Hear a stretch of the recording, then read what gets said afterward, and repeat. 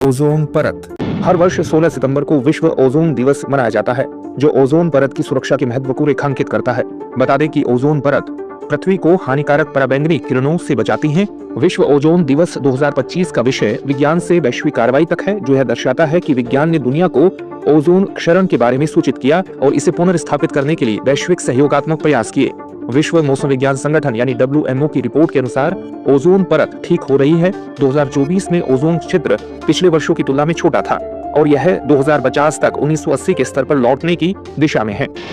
Ozone परत पृथ्वी की सतह से 15 से 50 किलोमीटर ऊंचाई पर स्ट्रेटोस्फीयर में स्थित है और पृथ्वी पर जीवन के लिए अत्यंत महत्वपूर्ण है। यह सूर्य की पराबैंगनी यानी अल्ट्रावायलेट किरणों, विशेषकर UVB को अवशोषित करती है, जो त्वचा कैंसर, मोतियाबिंद और समुद्री जीवन को हानि पहुंचा सकती है। इसके बिना जैसा हम जीवन जानते हैं वह संभव नहीं हो पाएगा। बता दें कि ओजोन परत धीरे धीरे पुनर्प्राप्ति की दिशा में है, जो कि वैश्विक कार्रवाइयों जैसे मॉन्ट्रियल प्रोटोकॉल और हाल के संशोधनों जैसे किगाली संशोधन के कारण संभव हो रहा है। आइए अब जानते हैं मॉन्ट्रियल प्रोटोकॉल के बारे में। मॉन्ट्रियल प्रोटोकॉल, जिसे 1987 में अपनाया गया, विश्व का सबसे सफल अंतर्राष्ट्रीय पर्यावरणीय समझौता है। इसका उद्देश्य ओजोन परत को क्षति पहुंचाने वाले पदार्थों जैसे क्लोरोफ्लोरोकार्बन, हेलोन्स और अन्य हानिकारक रसायनों को चरणबद्ध तरीके से समाप्त करना है।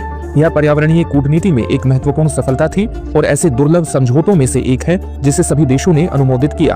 बता दें कि इसने कई ओजोन क्षरणकारी पदार्थों के उन्मूलन में मदद की, जिससे ओजोन परत की बहाली हुई और जलवायु परिवर्तन को कम करने में योगदान मिला। आइए अब जानते हैं किगाली संशोधन और भारत की नेतृत्व भूमिका के बारे में।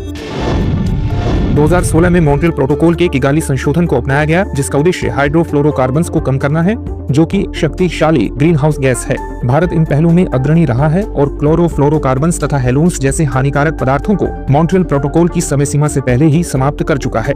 देश ने भारत कूलिंग एक्शन प्लान यानी ICAP भी लागू किया है, ताकि 2037-38 तक कूलिंग डिमांड, ऊर्जा खपत और रेफ्रिजरेंट डिमांड को कम किया जा सके।